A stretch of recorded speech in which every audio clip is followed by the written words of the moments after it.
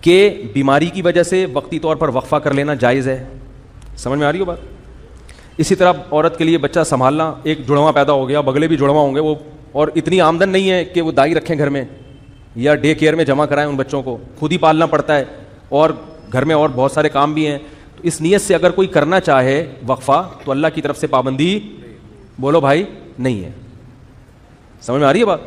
تو پابندی نہیں ہے. کوئی ایسا وقتی عارضی طریقہ اختیار کر کے وقفہ کیا جا سکتا ہے, اگرچہ پسندیدہ نہیں ہے شریعت کی نظر میں. اسلام میں ترغیب یہی ہے کہ نہیں کرو وقفہ, لیکن اگر کوئی کرتا ہے تو جائز ہے. لیکن یاد رکھو, اس نیت سے وقفہ کرنا کہ میں اسکول کی فیسیں کہاں سے بھروں گا.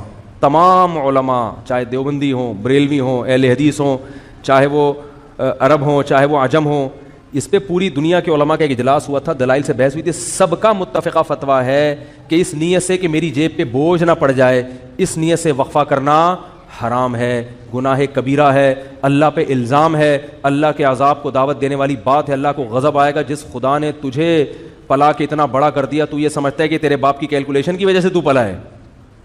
اب تو اگلی نسل کو اس لیے روک رہا ہے کہ کھلائے, تو کھلاتا ہے یا میں کھلاتا ہوں.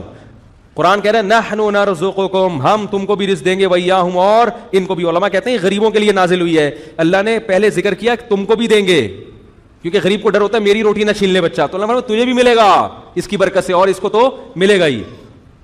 اور آج کل زیادہ تر حمل جو روکا جا رہا ہے وہ اسی نیت سے کہ کھلائیں گے کہاں سے, تنخواہ میں پورا نہیں ہو رہا. سب کی زبان پہ یہی ہے. اسلام میں کیا ہے, فیملی پلاننگ والے کہتے ہیں پہلے انتظام کرو پیسوں کا, پھر بچے پیدا کرو. اسلام کہتا ہے نا نا نا نا نا نا نا نا نا. غربت دور کرنے کا ذریعہ کیا ہے؟ نکاح اور اولاد کی کثرت, جو میں انشاءاللہ اگلے بیان میں احادیث پیش کروں گا اس پر. تو یہ دوسرا طریقہ جائز ہو گیا کہ سنبھالے نہیں جا رہے تو ٹھیک ہے, وقتی طور پہ روکا جا سکتا ہے.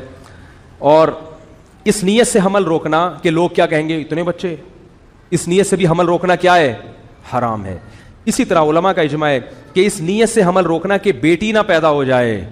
مثلا کسی کی 6 بیٹیاں ہو گئیں, اب وہ کہہ رہا ہے یار اگر ایک اور بیٹی ہو گئی میں تو جیتے جی مر جاؤں گا, اس لیے حمل روک رہا ہے. اس نیت سے بھی حمل روکنا کیا ہے؟ حرام ہے. کیونکہ آپ بیٹی کو کیا سمجھ رہے ہو؟ منحوس. اسلام میں یہ منحوس نہیں ہے.